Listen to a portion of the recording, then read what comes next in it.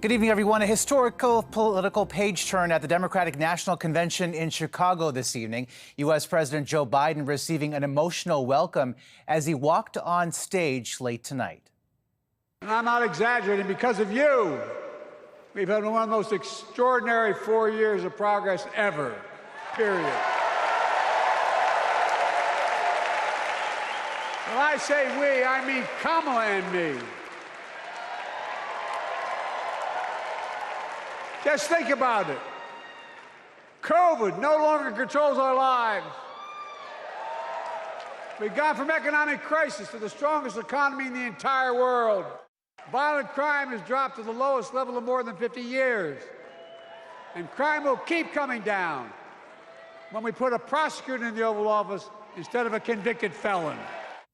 Let's bring in CTV's chief political correspondent, Vassy Kapelos now. And Vassy, not the speech that Biden wanted to give, but he delivered it with a lot of fire, a lot of passion, conviction, the kind of energy many probably wished he demonstrated before he stepped aside, and very much defending his record and Harris's tonight.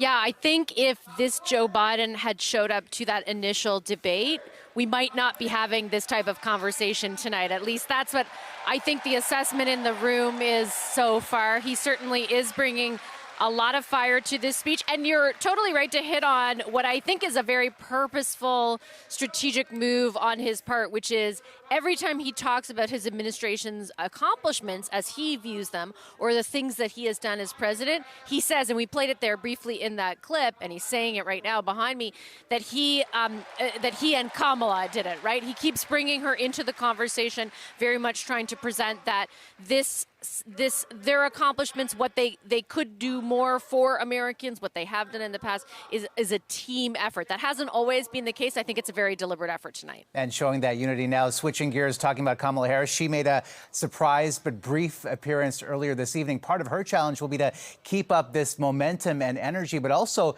to win over those undecideds and Trump supporters who feel like their government is broken, especially in those key battleground states. So what is the political strategy for her moving forward?